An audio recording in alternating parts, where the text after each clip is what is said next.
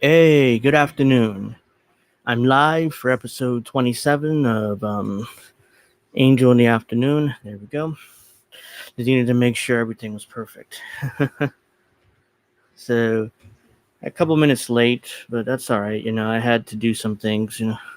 So, yeah, welcome. Welcome, welcome, welcome.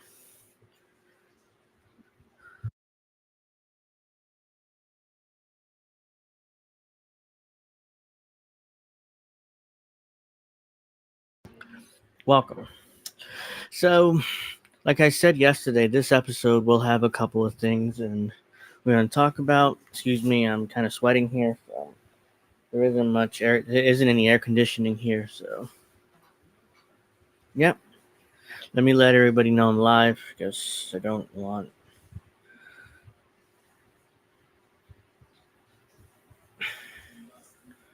Okay, so let's let everybody know that I'm live on Twitter and stuff. So, whoops. Okay, here we go.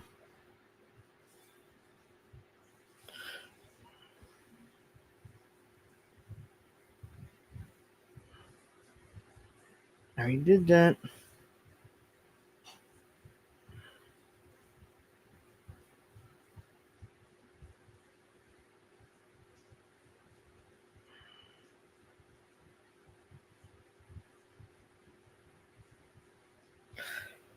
All right. So that's that. Let's set up. Let me go cancel that out. Let's go to Twitter. I have to.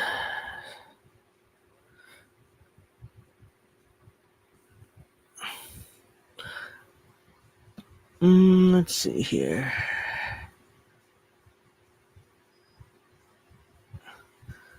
Where's my bookmarks? Here we go. I'll get to him. Yeah, we did that.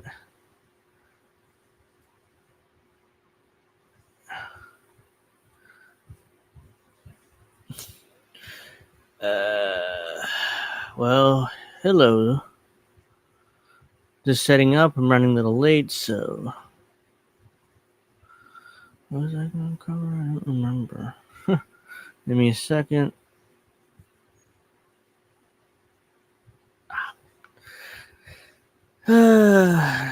What's funny is I kind of forgot what I was going to cover. I had to remind myself, which is why I'm kind of staring into the screen here, just setting up. So, how's everybody doing today?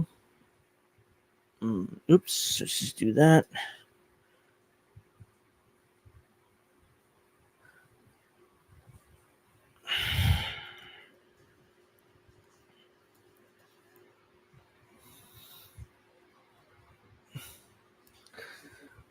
Okay. All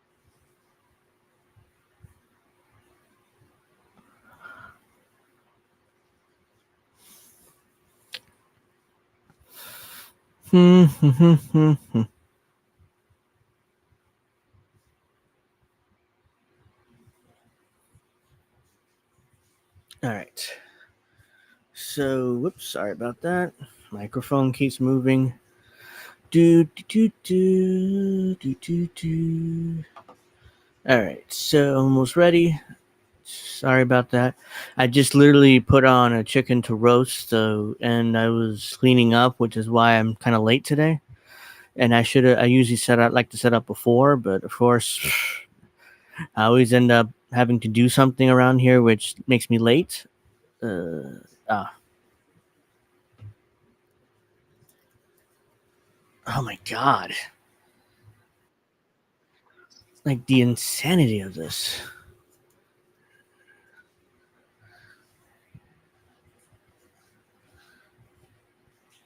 Okay.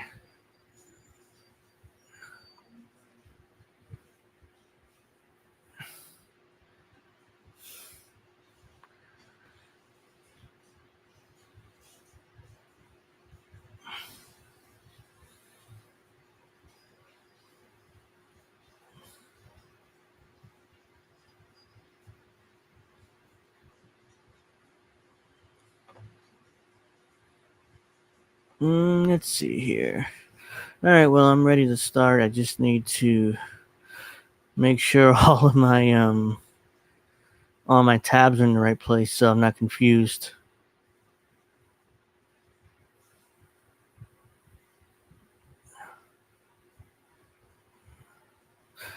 Last thing I want to do is like confuse myself.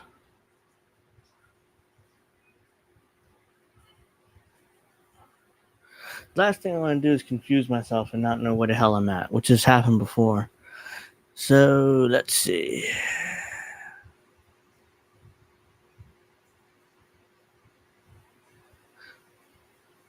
Are you really?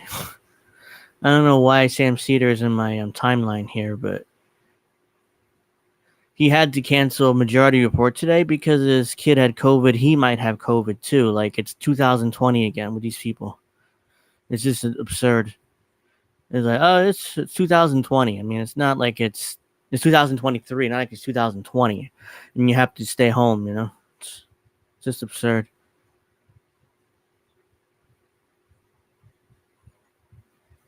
So let's see here. As this. All right, so we can get started now. Let's see. Yeah, definitely, because it's already 12:38, and I have until probably 2 or 2:30 today at the latest. So, all right, let me just do this. Let me actually share my screen.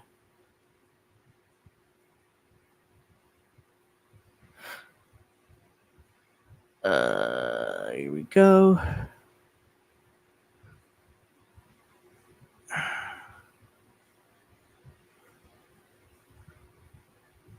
That's too small still. Unless it's me today, I don't know.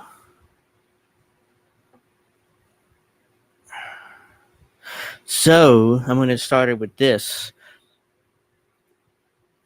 I've seen and heard. Let me try it again. I've seen and heard about this conspiracy theory about 15 years ago, but I never took it seriously. Maybe I regret that because it'd be very interesting. I saw a video on this like 10 years ago talking about how some people believe that the U.S. government is a corporation.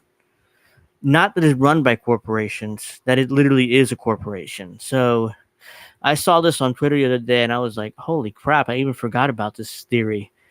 But it's very like a fascinating look into it. So I would read you this whole thing, but the video down here literally says the exact same thing that's up here, so it makes no sense for me to read all this. So we're gonna watch this then. It's about 5 minutes, and then during the Civil War. Whoops. It's about 4 minutes, and then after that, I'll react to it. This was all masterfully planned and executed. During the Civil War, the Constitutional Republic abandoned Congress, which forced President Lincoln to issue martial law. At this time, the Republic was taken over by foreign insurgents who replaced it with the United States of America, Inc., in all caps, in 1871. A corporation that had the same name, the United States.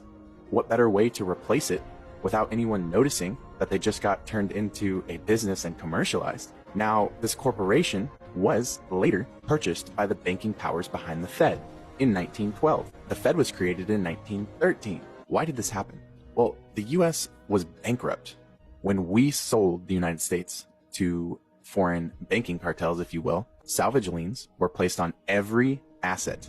Check this out, including the people of the new federalized states. Now let's fast forward to 1933. The income tax was placed on the people to pay these foreign bankers who own the IMF, which owns the IRS. Look into what the IRS actually is. Who is the IMF owned by? You got to follow the money. Who funds it? It's the same people that own the United States Inc. Same few families, and they're not American. So when I say foreign insurgents, that's what I mean. So 1933, USA Inc. goes bankrupt. An income tax is placed on its people.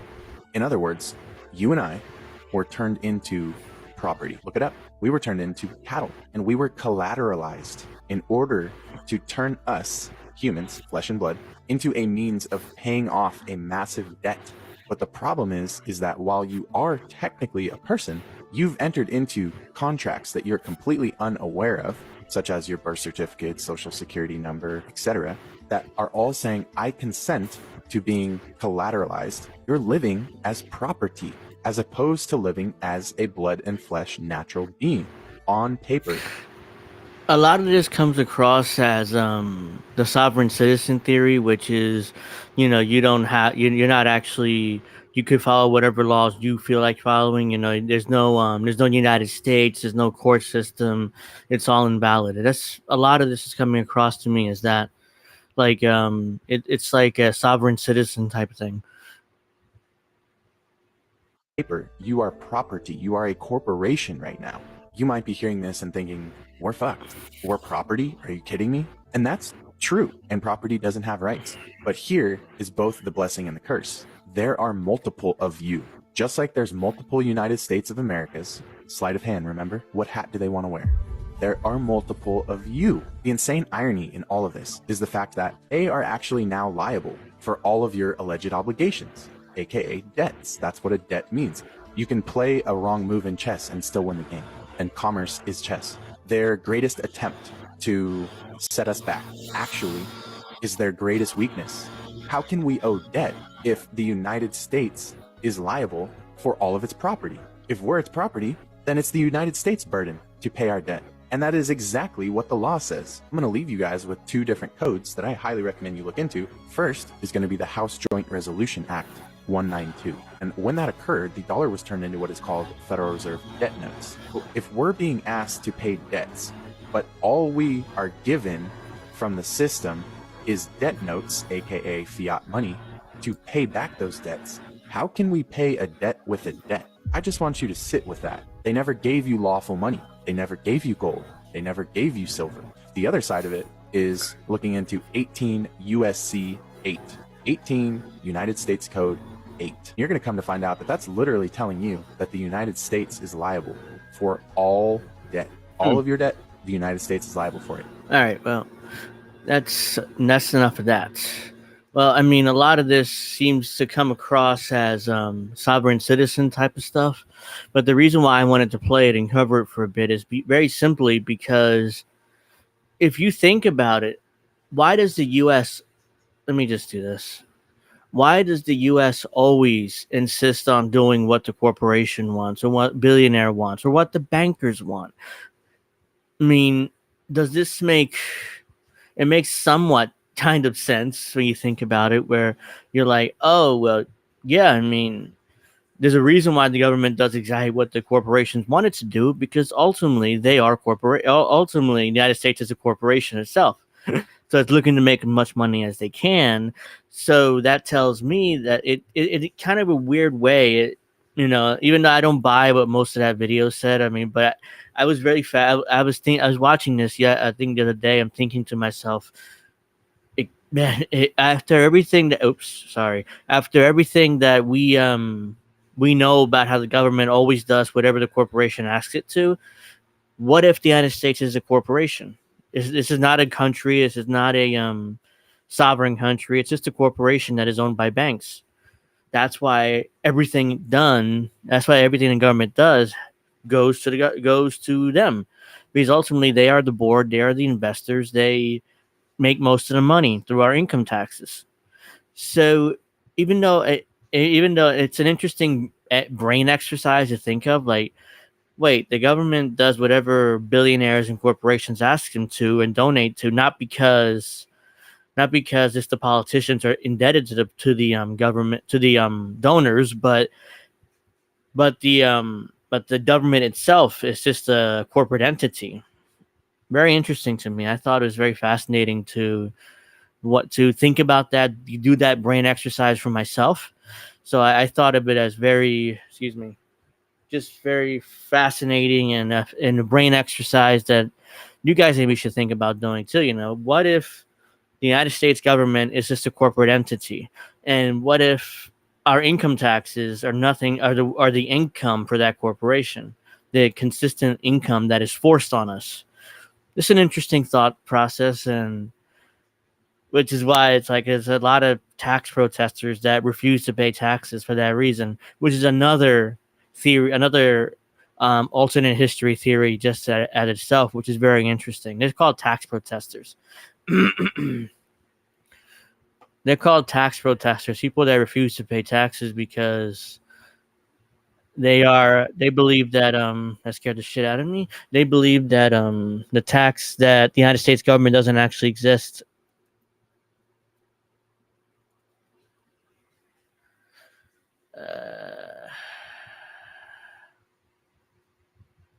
It's a certain video that I'm looking for, which explains tax protesting, but I don't see it right now.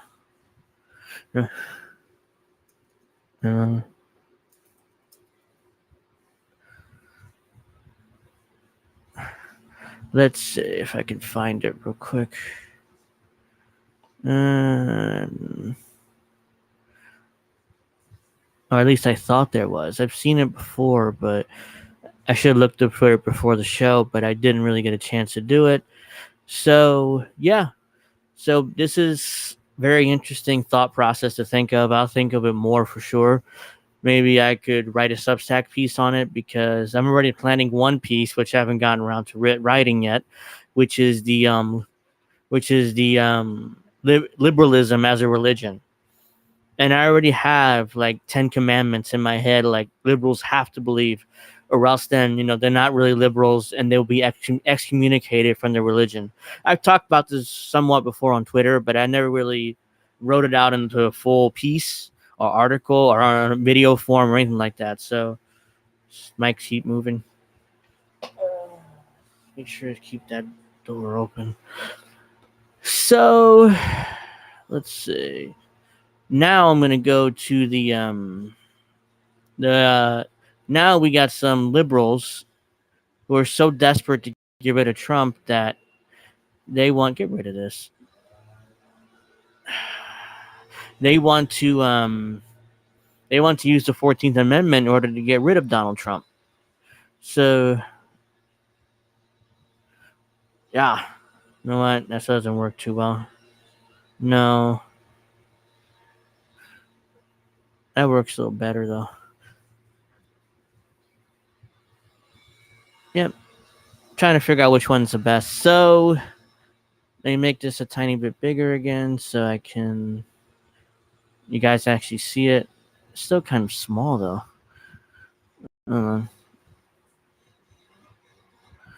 right. So first I have to read Section 3 of the 14th Amendment. Because we have a lot of Democrats that want to keep Trump off the ballot using Section 3 of the 14th Amendment. So first I have to read it so we understand what it means before we discuss. Section 3 of the 14th Amendment was ratified in 1868 following the Civil War to outline criteria for disqualifying someone from office. It states, and this is full thing here, no person shall be a senator, representative of Congress, or elector of president and vice president, or hold any office, civil or military, under the United States or under any state who have previously taken an oath as member of Congress or officer of the United States, or as a member of any state legislature, or as an executive or judicial officer of any state to support the Constitution of the United States of America, shall engage in insurrection or rebellion against the same or given aid or comfort to the enemies thereof. But Congress may, by a vote of 2/3 in each house, remove such disability. So that's a really long paragraph. Basically, what it means is you are disqualified from holding office if you have, quote, engaged in insurrection or rebellion against the state. So it's against the state. So this is what they're using. A lot of Democrat state senators, Democrat secretaries, states, and attorney generals want to use in order to keep Donald Trump off the ballot, no matter whether he wins the GOP nomination or not. But meanwhile, these same people will tell you that Donald Trump is the authoritarian, Donald Trump is the fascist, and without a conviction, by the way. If Trump were convicted of insurrection or rebellion, then that's fine. Then, okay, that's different. But there's no conviction against Trump. Hell, he hasn't even been charged yet. So what are we talking about here? Like, it's like now all of a sudden, who's the authoritarian now? Is it Trump or is it the Democrats?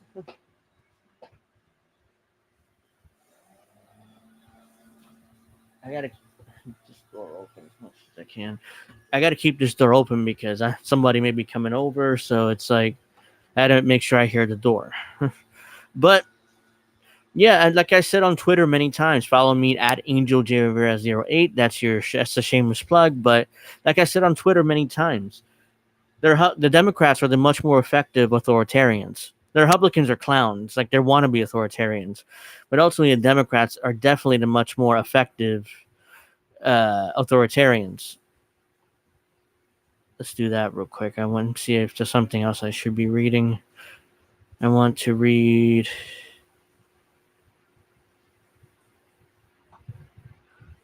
Huh.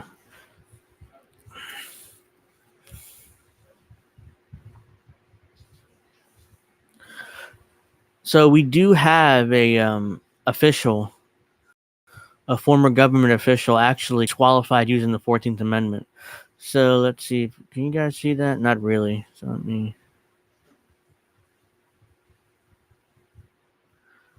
All right. There we go. Official removed from office. Official removed from office under 14th Amendment speaks out as Trump's case looms. They started with me, but it's always been about Trump. So let's see. Get rid of that. As the legal battle begins to brew over whether the 14th Amendment disqualifies Donald Trump from the 2024 presidential election because of January 6th, which would mark an unprecedented and controversial development, ABC News recently spoke with one politician who had removed under that same argument. Former Otero County, New Mexico Commissioner Chuy Griffin was disqualified almost a year ago after Citizens for Responsibility and Ethics crew sued to eject him from his role under the Section 3 of the 14th Amendment. Section 3 states, blah, blah, blah. I already read that. Griffin 3 case was a bench trial decided by a state judge, and he has since twice appealed to the New Mexico Supreme Court to no avail. Griffin was convicted of trespassing in the U.S. Capitol 2 years ago. Though he said he did not enter the building with the mob, he was found not guilty of a disorderly conduct charge. He served jail time in Washington, D.C. after being found guilty in 2022. So he was found guilty of what exactly? I don't really understand. I don't really understand what he was found guilty of. He's part of Cowboys for Trump, blah, blah, blah. Again, he wasn't charged with insurrection. He wasn't convicted of an insurrection or rebellion. He's just charged with trespassing, it seems like. So, again, I don't know what justification they use under the 14th Amendment to remove him. And because what it seems like is you have to have some sort of conviction of rebellion or insurrection, because it does say there in Section 3 that your crime can be your disability, aka your crime can be forgiven if 2/3 of Congress and 2/3 of the House vote to forgive you. So it assumes that you would have. The way I understand it is you would have to have some sort of conviction here, because if you don't, then this is all kind of pointless. So let's go to some videos now.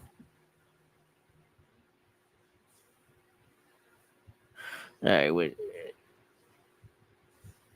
All right, what's the 14th Amendment? Which one should I watch here? No, that's. You know what? Let's do. You know what I could do. Hold on.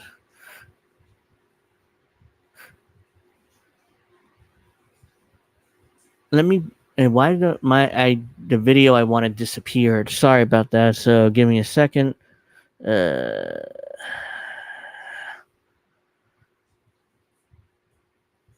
Conviction not needed under the 14th. Well, to me that's a major problem then, if that's true, because you would assume that you would need a conviction, or at least to me. because that you can remove anybody from office under that logic. You can.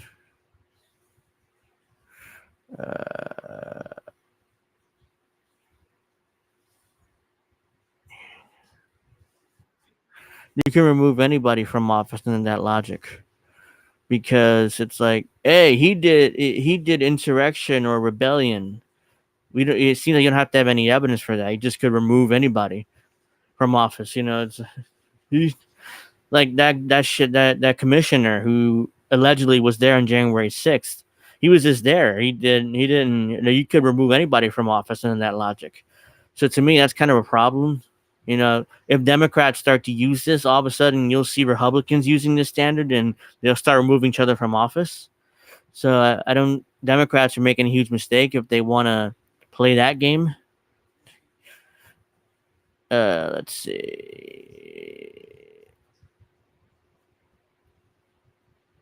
Oh my God, it's absurd.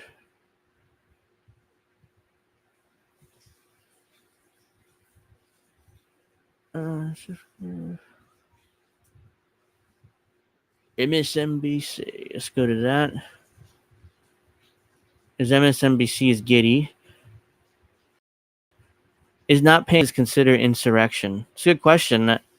To me, it's like, if you don't pay your taxes, is that a betrayal to the country?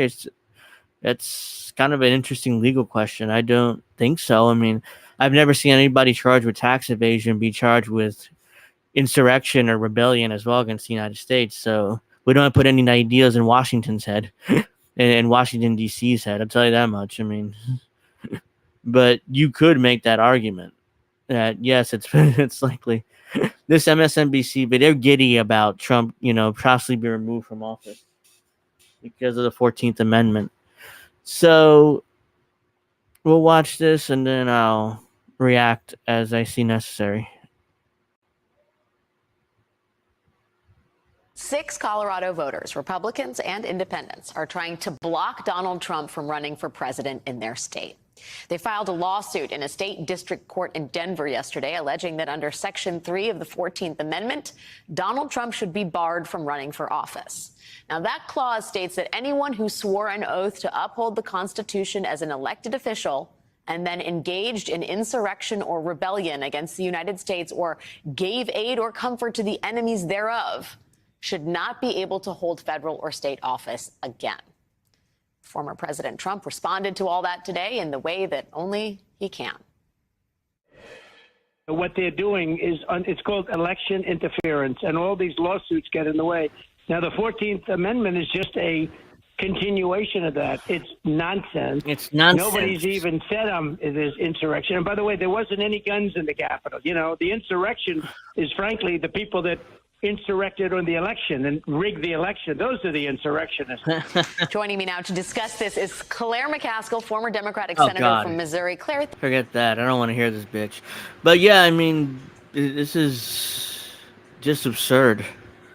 It's like, it's kind of a problem. You don't need a conviction. You don't need any evidence. There's no trial. It says, hey, we believe that Donald Trump shouldn't run because we believe he did an insurrection. So he shouldn't be able to run. Please take him off the ballot. That's basically the argument you're making. There's no conviction. There's no evidence. There's no trial to decide whether he's guilty of this or not. It's just, we believe he's an insurrectionist. We believe he tried to rebel against the U.S. government. Please keep him off the ballot. Thank you. Thank you for your time, Your Honor. That's their argument, which is absurd. That's not an argument. That's not good enough. That's let's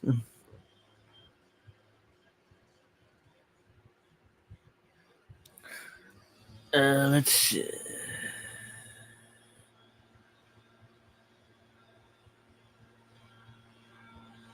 The government watchdog group Citizens for Responsibility and Ethics in Washington, commonly known as CREW, has filed a lawsuit to bar former President Trump from appearing on presidential ballots in Colorado. The case claims these are the same guys that banned that county commissioner in New Mexico I was just reading about. to ban him from running from being in office due to the 14th Amendment, even though, again, there's no conviction, there's no evidence, there's no trial. It's just, oh yeah, we believe that Donald Trump is guilty, so please ban him from running for president in our state. We greatly appreciate it, Your Honor. Like, what kind of argument is that? It's like there's no conviction, there's no trial, there's no evidence. It's just there's no chance for Donald Trump to respond to any of this. It's just please ban him off the ballot because we don't like him so much and we think he did an insurrection. Thank you. It's an absurd argument to make. Yes, I know each state will decide on it, but still, it's still an absurd argument. No matter how you spin it, it's still ridiculous. It's like, hey, we have no evidence, there's no trial, there's no chance Donald Trump to respond to any of this, but please remove him from office.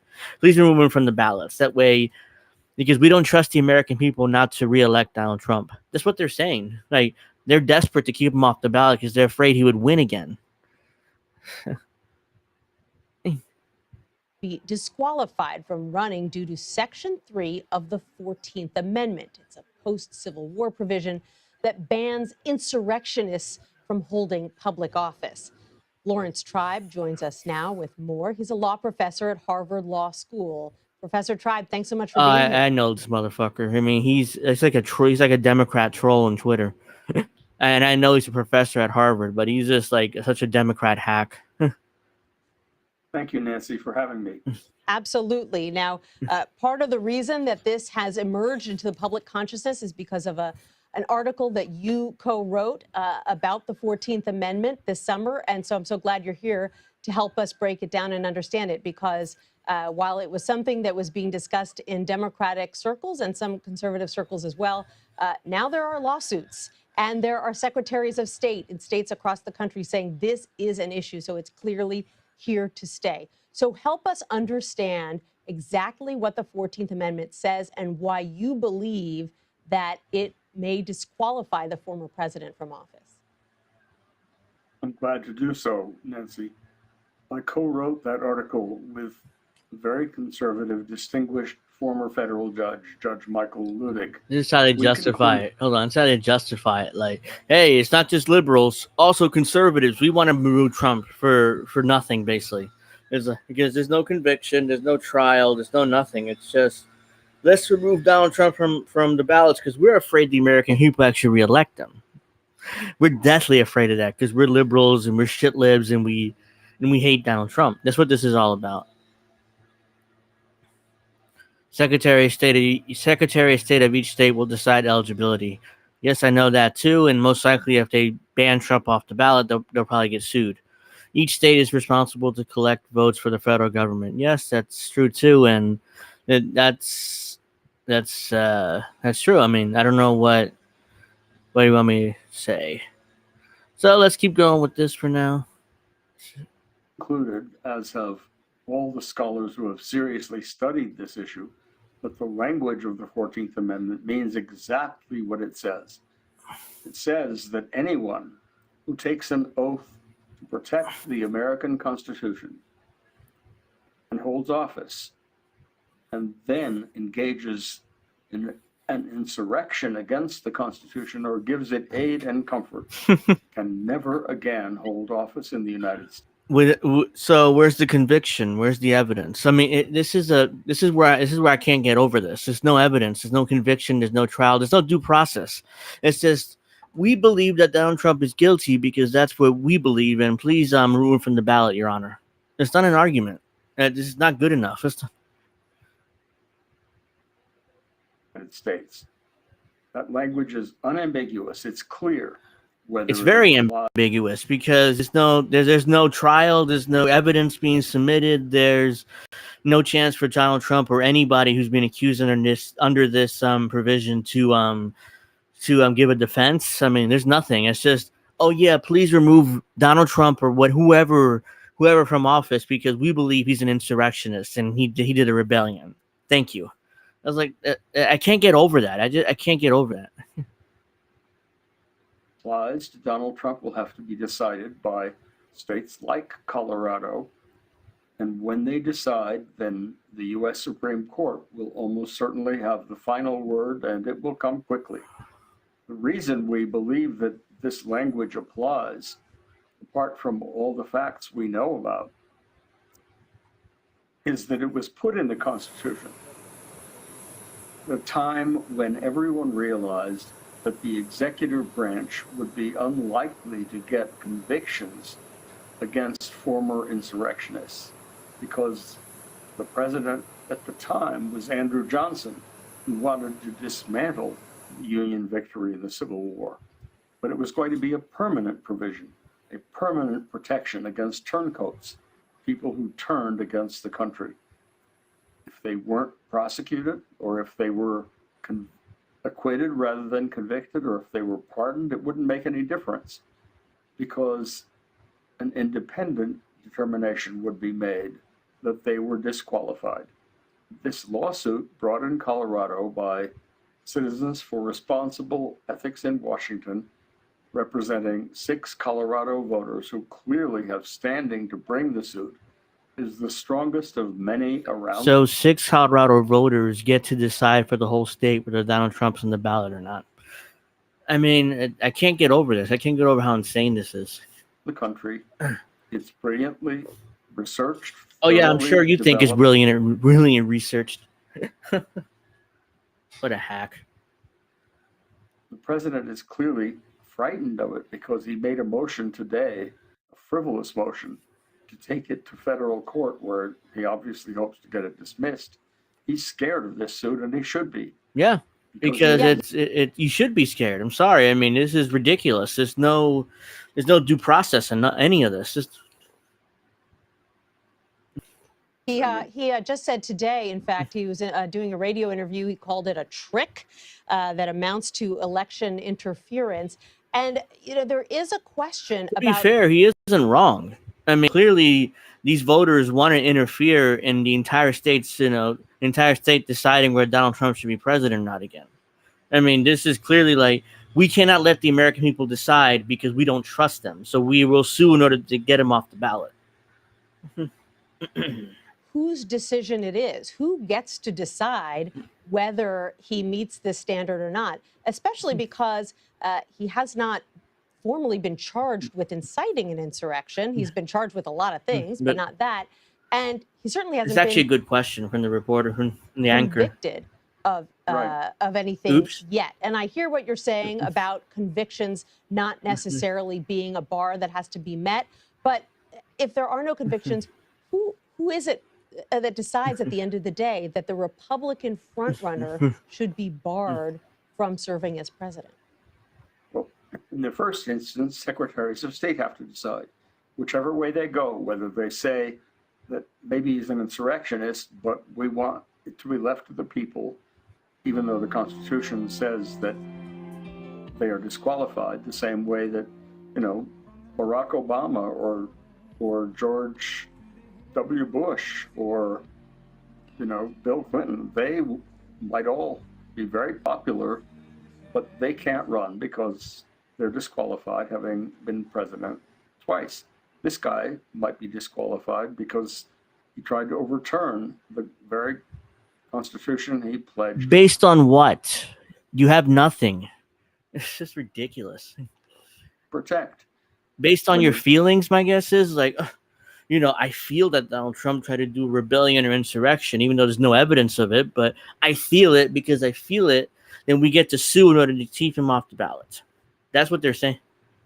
It's decided one way or the other by secretaries of state. That will go up to the U.S. Supreme Court.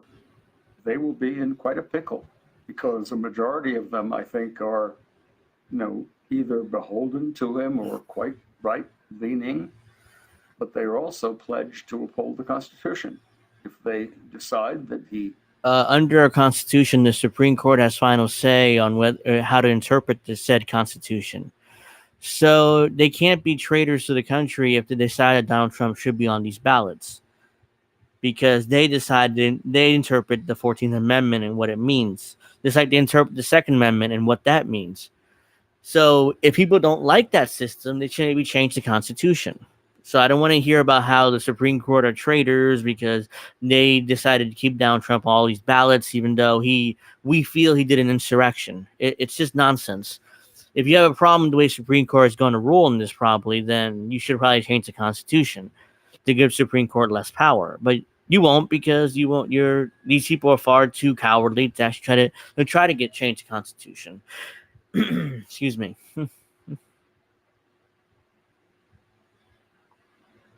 He is eligible to run. They'll have to explain why, and we'll all be interested in hearing that explanation, given the clear Okay, that's that.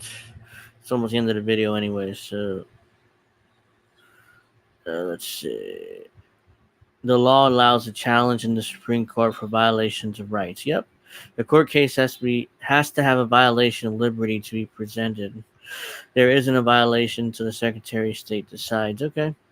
Still, I mean, I think most of my points do stand.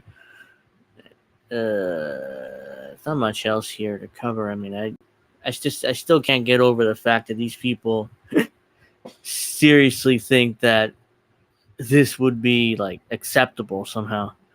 You know, that most Trump supporters will say, okay, that's fine. Donald Trump's banned running 14th Amendment, so we'll support Ron DeSantis or Vivek Ramaswamy instead.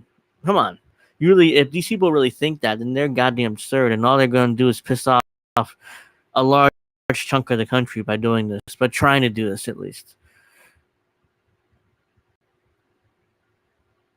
Let's see here. So I covered that in videos yesterday. What's this? I gotta take a lot of this stuff out of here.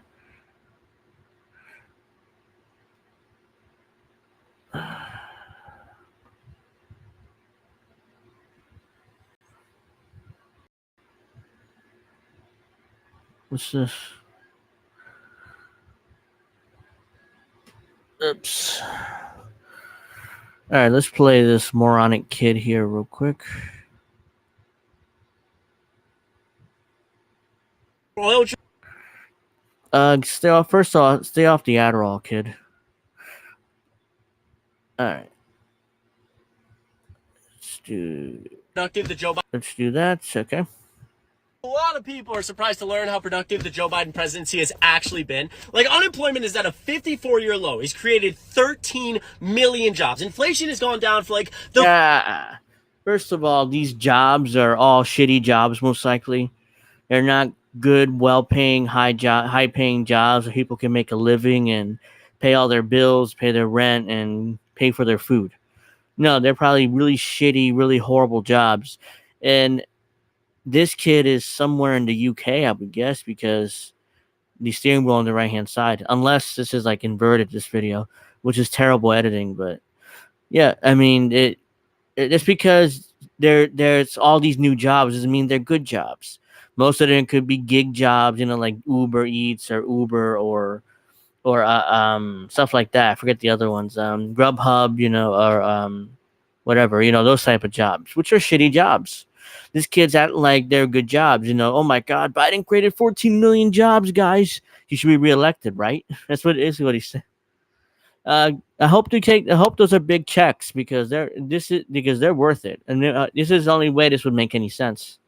The 14th month in a row, he's invested more money than anyone in infrastructure in the last, 3 decades. Did you even know that? He passed the first meaningful gun reform in decades. He's invested more money in climate change than any...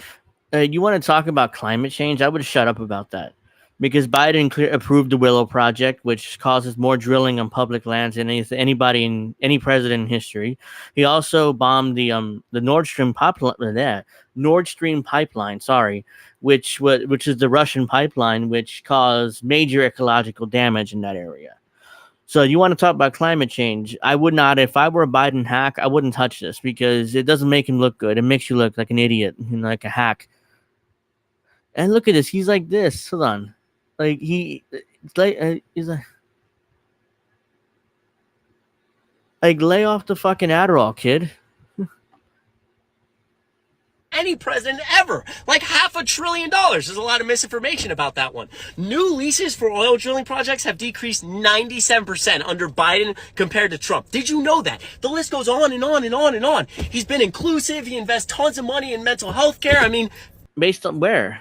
Where's that money in mental health care? I didn't even know about that alleged accomplishment. Compare this to the other guy who's being compare this to the other guy. Like, stay off the Adderall, kid. indicted 1, 2, 3, 4, I don't know how many times on RICO charges. He's been impeached twice. He's got a second defamation lawsuit. He sexually assaults women. I mean, what are we doing? He's trying to keep himself out of jail. And the only thing I can ever hear about Joe Biden is they're like, Chris, Joe Biden is old. Joe Biden is old. I could tell you plenty of why I'm anti-Biden, and it's not because he's old. This is ridiculous. Like, oh, well, all I heard was Joe Biden's old. Joe Biden's old. I just gave you 2 examples of the Willow Project and bombing a Nord Stream pipeline, which would make him a horrifyingly bad president, and he should not be reelected. On top of that, let's not forget saber rattling against 2 nuclear powers, Russia and China. Sorry.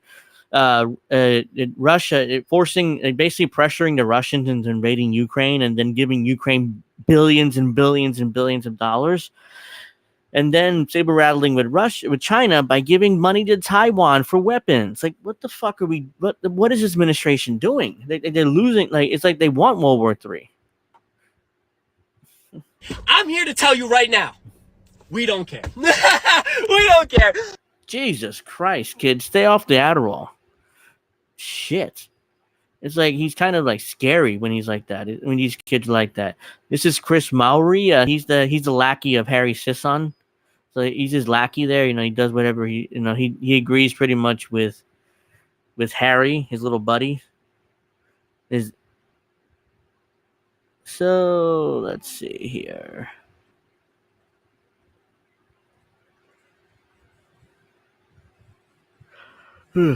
Man, I'm kind of tired today. What else?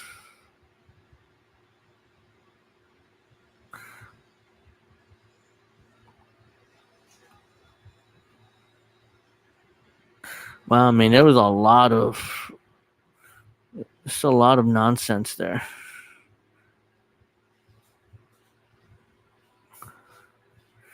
I'm wondering what else I should talk about. I don't want to just like staring into the camera like I'm some kind of like idiot.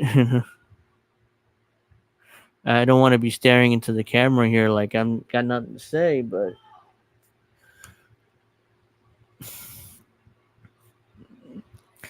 you know.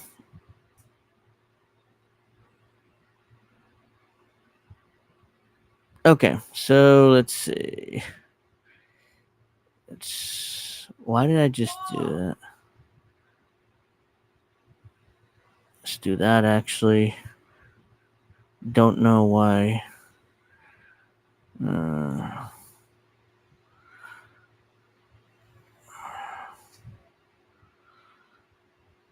Yeah, that's done.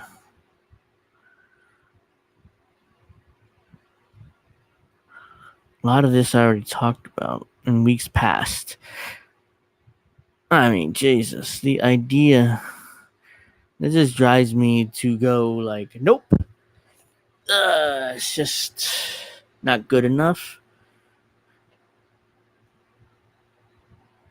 It's just insane. All right, let's see if some breaking news I can talk about because I don't want. Let's news.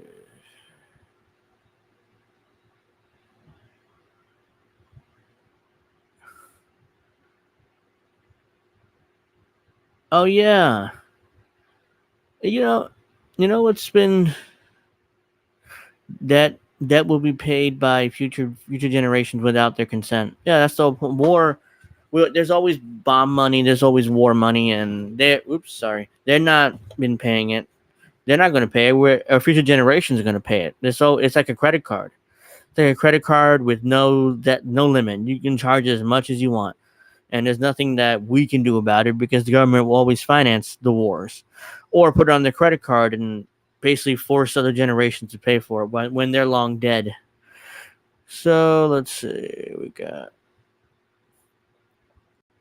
Not sure if you guys have heard this, but I just saw this right before I went on air this morning or this afternoon, which basically says, oh, well, the Fulton County grand jury who indicted Trump and his 19 other defendants, apparently they're recommending indictments against 7 other Republicans for no reason. Nobody asked them to do this, but they are insisting on indicting another 7 people, including Lindsey Graham and a few other Republican senators. I was like, what? I saw this, like, really? Are we seriously discussing indicting more Republicans? For what? What did they do exactly? I don't understand this.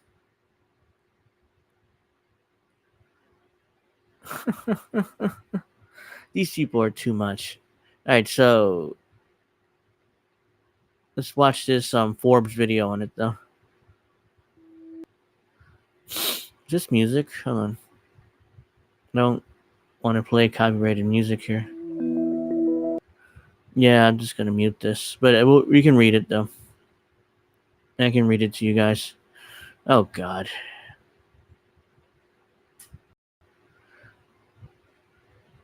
Good morning, gamer. Thank you for joining us here.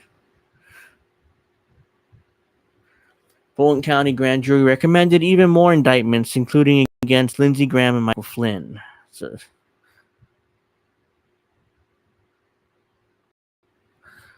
the Georgia Special Grand Jury that heard evidence on former President Donald Trump and his allies' efforts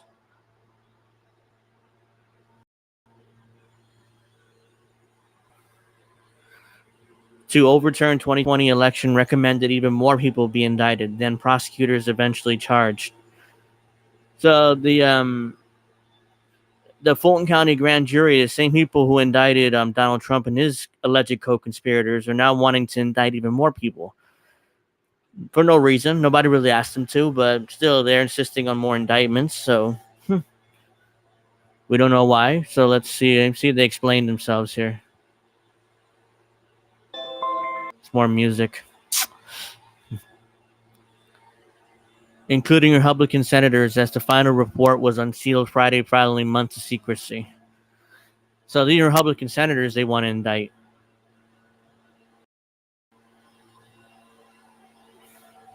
The final report of special grand jury in Fulton County, Georgia, that heard evidence regarding Trump and his allies.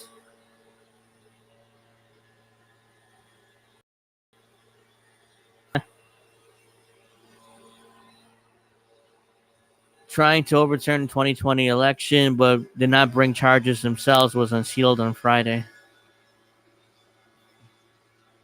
After prosecutors previously fought to keep most of the report private until the charges of the case were brought last month. So in other words, like, oh, no, keep the secret. Keep the secret until we at least file the charges first.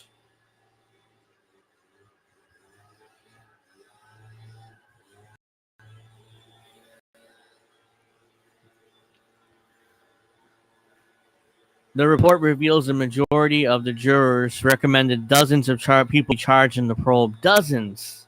Not just 19, but dozens. But people say, like, well, they were all indicted. Yeah, you can indict a ham sandwich. The indictments don't matter. I could be indicted tomorrow for alleged crimes I committed. You committed out there. So indictments are meaningless. This is step one in a long process. So now the report they wanted to indict dozens of people. What are we talking about? 35, 40 people? Come on.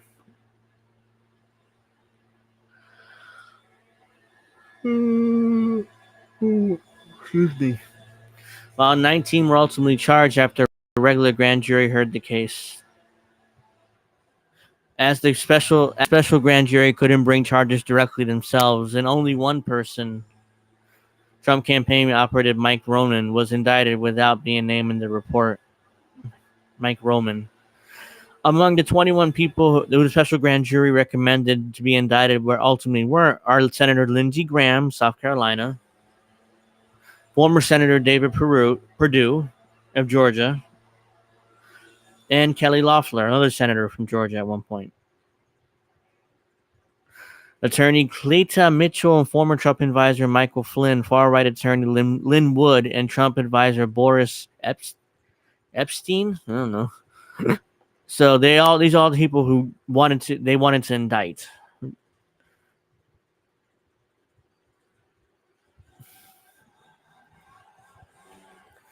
The grand jury largely recommended the high-profile, unindicted individuals only be charged with racketeering. as all 19 defendants later were, though it was also recommended charges against Purdue for filing false documents in connection with persistent, repeated communications directed at multiple Georgia officials and employees after the election. Jurors also recommended more charges against people involved in the fake elector scheme, in which GOP officials submitted a false slate of electors to Congress claiming Trump won Georgia, including against Mitchell and 13 of the 16 electors, some who later took immunity deals. The vote breakdown shows that fewer jurors were in favor of indicted Lindsey Graham and Kelly Loeffler. 13 voted in favor of indicting Graham and 14 for Loeffler, versus 7 and 6 who voted against, respectively.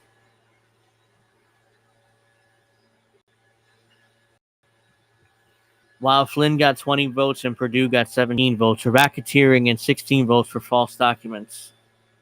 A footnote in the report notes one of the dissenting jurors believed that Purdue and Loeffler comments were made after the 2020 election, pandered to their political base, but did not give rise to being guilty of a criminal conspiracy, which is exactly what Trump did. I mean, Trump pandered to his base with this whole stolen election thing. So I don't.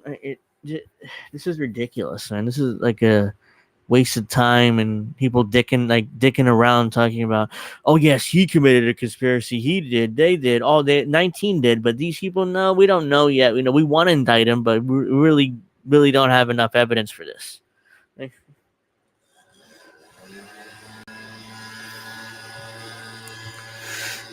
Who were charged by the grand jury. We don't know why Graham, Loeffler, Purdue, Flynn, and others in the report ultimately weren't charged. The grand jury proceedings that resulted in the indictments are secret. So there's no indication of why some people were charged and not others. The final report reveals votes on indictments but doesn't give reasoning. More music. Behind why a special grand jury believed that people should or should not be charged. What to watch for. The election interference case will start going to trial this fall, when a trial set for at least attorneys Kenneth Cheesebro and Sidney Powell will start October 23rd. A decision is still pending on whether other defendants will be tried then or later. The grand jury report does raise the possibility of legal proceedings that could result in a hung jury that is not unanimous. So a hung jury basically means that not all 12 jurors agree with the verdict. So let's say if there's 11 that decide that these defendants are guilty, but one says they're not guilty, that's called a hung jury at that point. Either A, and then the judge declares a mistrial. So the options would be A, to retry them again, start the process all over again, or B, just give up on the case and say we're not going to try it again. So that'd be up to the prosecutor's office there, to the district attorney.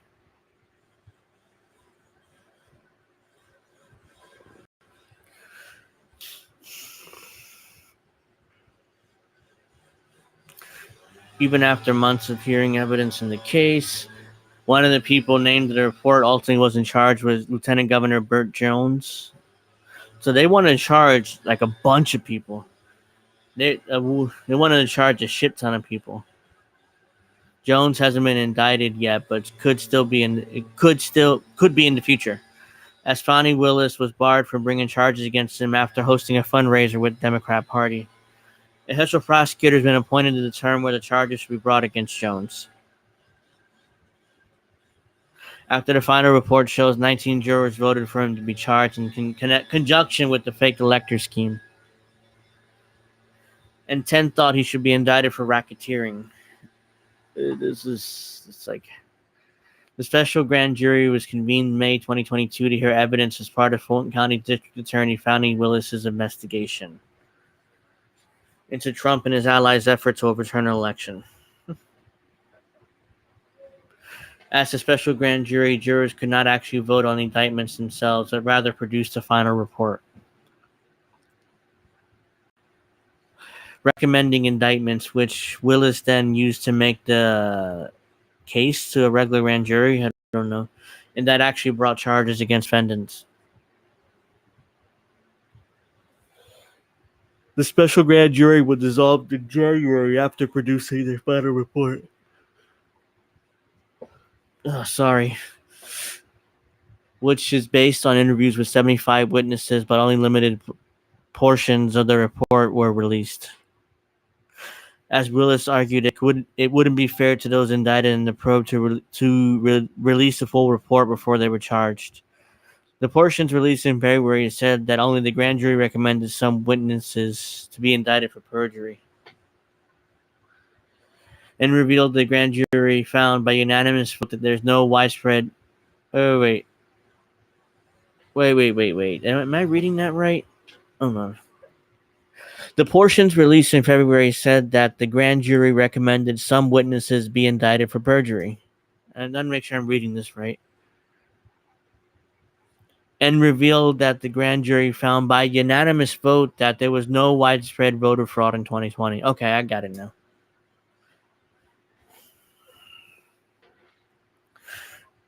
That justified Trump's efforts to overturn it. The regular grand jury then voted in August to indict the 19 defendants who were ultimately charged as part of the probe, with prosecutors alleging they constituted a criminal racketeering enterprise to unlawfully conspire to overturn the vote count. All pleaded not guilty to the charges. Okay. That's that. So the grand jury wanted to indict even more people. Like, it wasn't 19. The 19 weren't enough. Instead, they wanted to charge even more people with these ridiculous charges. Like, this is why I always make the argument that there's no way Trump can get a fair trial in Fulton County. Like, there's absolutely no way he can get that fair trial. Because we're talking about, at the very least, you have a Democrat as a district attorney. You have the sheriff who's a Democrat. You have around 75% of Fulton County voted for Joe Biden. So when you get the jury pool out of just Fulton County, it's going to be very difficult for any defendants to get a fair trial. It's going to be very difficult for any of these defendants to get a fair trial. So all that tells me is that this is the reason why this case should be going to federal court in Georgia. That way you can get the jury pool out of the entire state instead of just one county, which overwhelmingly voted for Joe Biden and Democrats who are looking for any reason to try to convict Trump. So let's see what else I can talk about. Yeah, I could do one more story, I guess. Let's see. Hello. Hi, Dust. Let's see. What can I talk about? Something else that's interesting. I wonder if there's other breaking news here. Because I'm going to talk about some breaking news here, because just like I just talked about the Georgia grand jury looking to indict even more defendants in the Donald Trump alleged RICO scheme from Georgia. So wait a minute. I know what to talk about. I just got to find it though. Let's do it here.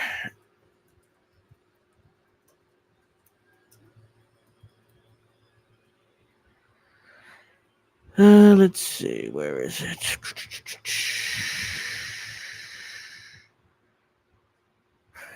So the same grand jury that indicted Donald Trump in his 19 co-defendants for the RICO charges are the same exact grand jury that indicted a bunch of protesters from Cop City in the same county. So they indicted a bunch of people who were having the nerve to protest Cop City, which is something I wanted to talk about because I just remembered.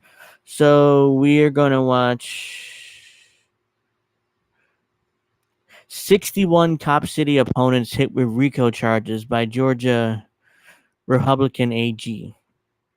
So this is a Republican Attorney General. that apparently charged. You know what? The MSNBC clip is shorter, but I'm gonna watch a Democracy Now! Clip too because let me just actually do this though. Where is it?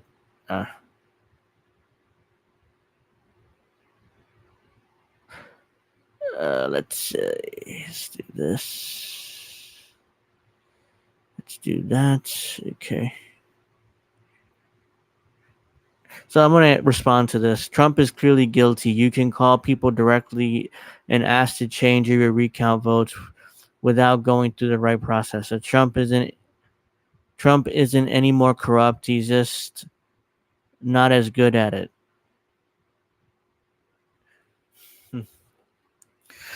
You can't. Okay, I see. Trump is clearly guilty. You can't call people directly and ask to change or even recount vote without going through the right processes. Trump isn't any more corrupt. He's just not good at it.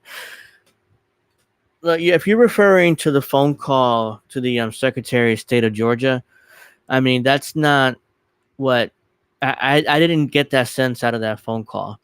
The parts that I've heard at least talk about Donald Trump doesn't say you need to find these votes for me in order to win for me to win Georgia. What he said was, I need to find 11,000 votes, whatever the number was exactly. He didn't. He said, I. You know, he didn't say you, Secretary of State, you find these votes for me so I can win Georgia. He said, I. To me, that's not enough evidence to say that, yes, he's definitely guilty. If he would have said you need to find these votes, then that's like, okay, fine. Even, I understand now. That's evidence. That's definitely evidence. It does not mean he's guilty. It just means it's definitely evidence. And let's see what else.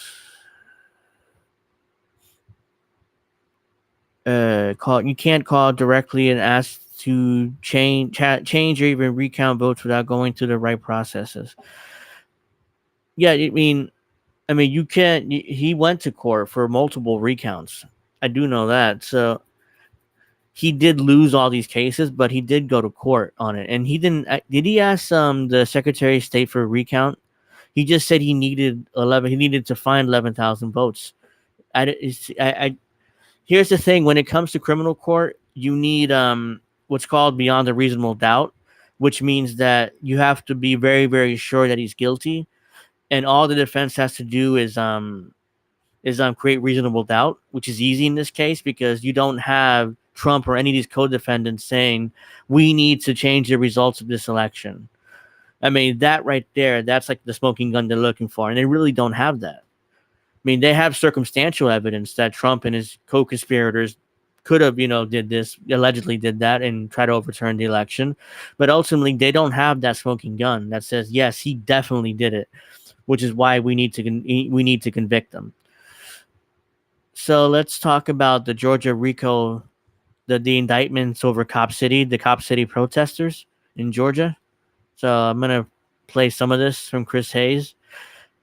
Ever since Fulton County District Attorney Fani Willis brought a racketeering indictment against Donald Trump and his co-defendants, we've talked a lot about Georgia's particularly expansive version of that RICO law. It creates real legal peril for the ex-president and his co-conspirators, and it seems to be an appropriate tool to use against the transgression of their illegitimate and fundamental... See what Chris says. See what Chris Hayes says there is like, well, they have an expansive view of the RICO law in Georgia, and that's a good thing. That way, Trump, they'd be able to charge Trump and his co-conspirators. But now, if you look back here, it says, if you look behind Chris Hayes, it says double-edged sword. And the problem with that now is Cop City protesters are being charged under that same RICO law.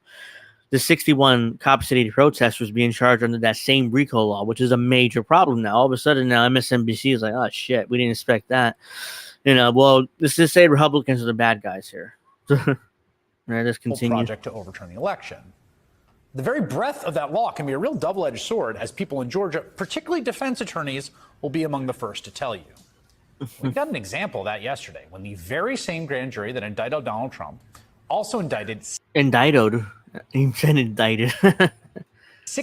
community. I can't laugh because I do that too. I kind of I do that a lot. So yeah, so I just found that funny. Let's keep going.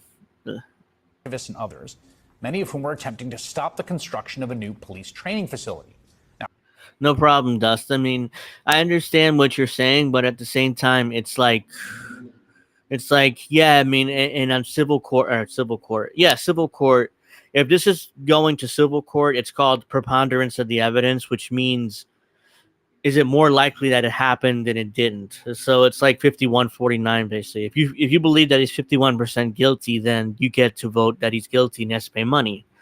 What happened in the E. Jean Carroll case, if you remember that woman, excuse me, sorry.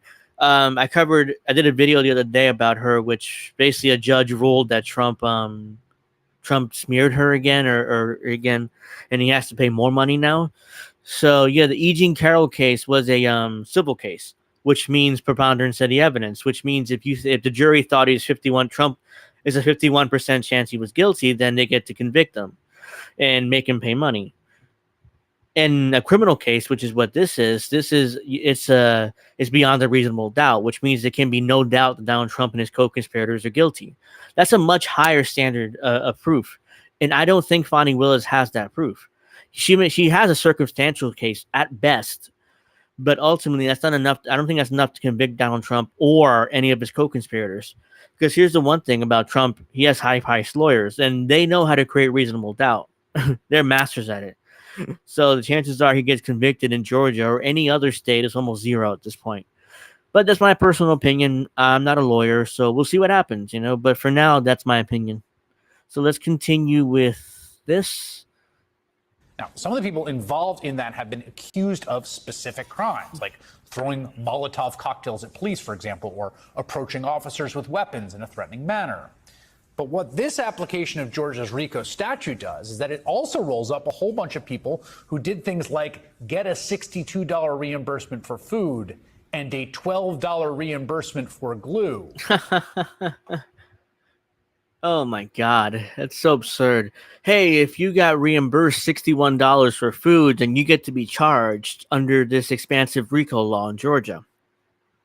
If you got reimbursed $11.91 for glue, then you get to be charged under the RICO indictment in Georgia. And these protesters are not Donald Trump or his co-conspirators. They don't have a lot of money for lawyers, so they basically have to use public defenders. Or I'm not sure if there's some sort of fundraiser for attorney's fees for these people. I know that Indy of INN, one of the co-founders, talked about creating some sort of fund, some kind of GoFundMe campaign or something like that. I'm not sure if that's somebody else already done that. If they have, I would promote it here, but as far as I know, it hasn't happened yet. Dust James says the entire imperialist duopoly are the bad guys. I 100% agree with that, though. That's definitely something I agree with. As part of the conspiracy, these people are now looking at 5 years in prison, raising a whole lot of concern from legal experts and civil libertarians. Sherilyn Ifill, former president of the NAACP Legal Defense Fund, wrote today, quote, "These charges against Stop Cop City activists and bail fund organizers by the Georgia Attorney General threaten democratic activism." Bail fund organizers. So if you also created a bail fund to help out these Cop City protesters, you also get to be charged under the Georgia indictments or the Georgia RICO law. So I meant to say. My brain's going a million miles an hour, and when I try to talk, it's like, bleh, so I have to take a deep breath. So if you are a bail fund organizer, you also get to be indicted under the Georgia RICO law. That's what I meant to say. Instead, it just came out like, bleh. So let's keep going. And effective organizing. Josie Duffy Rice is a lawyer and criminal justice reporter based in Atlanta. She's been very closely following this case, and she's the host of the podcast Unreformed, which is phenomenal, by the way, and she joins me now. Yeah. Chris Hayes thinks your podcast is phenomenal. There's something wrong there because he's just a corporate stooge. Josie, first... well, I don't need to hear any more of this. That's basically now I want to go to... I wonder if there's like a local news report on this. Dozens of activists. This is like a 27-second clip, though. I'm looking for like local news in Georgia. Dozens of activists have now been indicted for protesting a proposed police training center in Atlanta. 61 people were indicted under Georgia's RICO Act, arguing they supported a violent movement to stop the project. Prosecutors say many of the suspects are professed anarchists who want to abolish police altogether. Several are also facing domestic terrorism and money laundering charges. Those opposed to the center say they're worried that it'll cause environmental damage in the majority black area of the state. Oh, wow. Get a load of that. Prosecutors, oh, well, we're worried about all this damage causing all this rioting is causing environmental damage to black neighborhoods. You see how SJW politics really is being used against protesters and people that are trying to protest the government. You see how that works? It's just ridiculous. You know, it's like, it's just absurd. Is there anything else? Definitely not watching Sam Cedar. It's a boring motherfucker, and I'm not going to put my tiny audience to sleep. I may have to go with the Democracy Now! Clip to get more information. Yeah, that's what I'm going to have to do. Wait, what's that? Oh, see, never mind. Okay, so let's watch the Democracy Now! Clip on this. We're beginning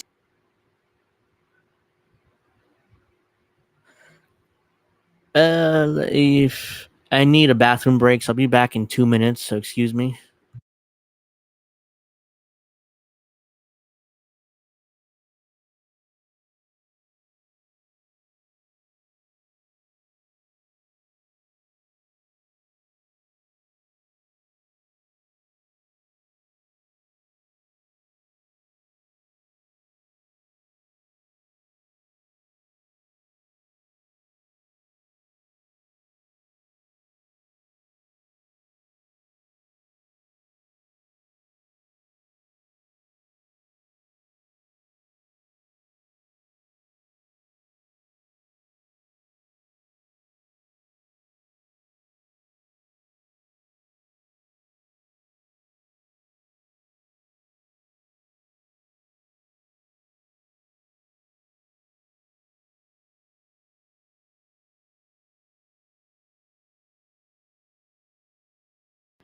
All right, I'm back. Let's do this real quick. beginning today's show in Atlanta, Georgia, where the state's Republican Attorney General has announced a sweeping new RICO indictment against 61 activists and others he accuses of being part of a, quote, criminal enterprise to stop Cop City, a massive $90 million police training complex that's facing widespread opposition and ongoing protests.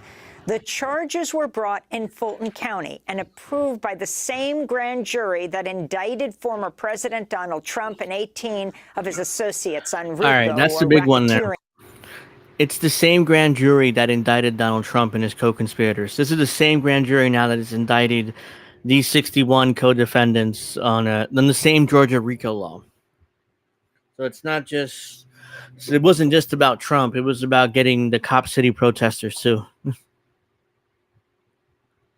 Wash my hair. I did. That's the thing. I mean, it's not like it takes me forever to wash my hands. Racketeering charges brought by Fulton County District Attorney Fani Willis, who is a Democrat. At a news conference Tuesday, Georgia Attorney General Chris Carr and John Fowler, head of Georgia's prosecution division, laid out their allegations and why they brought the case in Fulton County. As alleged in the indictment, the defendants are members of Defend the Atlanta Forest, an anarchist, anti-police, and anti-business extremist organization. We contend these 61 defendants together have conspired to prevent the construction of the Atlanta Public Safety Training Center by conducting, coordinating, and organizing acts of violence, intimidation, and property destruction. Why Fulton County and not DeKalb County? Georgia racketeering law allows that, and we availed ourselves of the Georgia racketeering law to do that. Anywhere that a predicate act or an overt act in furtherance of a conspiracy occurred, in any county where that occurred is where you can indict the case, and we chose Fulton County. When you allege a conspiracy to commit racketeering, there's no requirement under Georgia law that they know each other. The whole purpose of the Georgia racketeering law. Wow. Get a load of that. He's like, well, under Georgia law, there's no requirement for defendants to know each other. So if you, for example, decided to donate to a bail fund to help release Cop City protesters, it's possible that you could be charged under the Georgia RICO law for that reason. You can. That's unbelievable. That's so broad that it's ridiculous. That's so broad. That's insanely broad. I'm surprised that they can get away with that. Law is that they're all working in some way, shape, or form towards the same goal, and they formed a conspiracy to do that. That doesn't necessarily mean that every person has to talk to every single person. All you have to do is commit one overt act in furtherance of the conspiracy with the others, and then you can be like donating to a bail fund. I mean, that's again because that one tweet that I showed talked about, bail fund activists. So it's like guilty of racketeering. So that's why, is because it's a large case, and so if you want to tie everybody together and they're all trying to do the same thing, racketeering is the appropriate charge. In addition to the 61 racketeering indictments, 5 people were also indicted on domestic terrorism and first-degree arson charges. 3 people. Domestic terrorism. Sure. With the Atlanta Solidarity Fund were each indicted on 15 counts of money laundering for their work to provide bail money and legal aid for protesters. See, bail money and legal aid.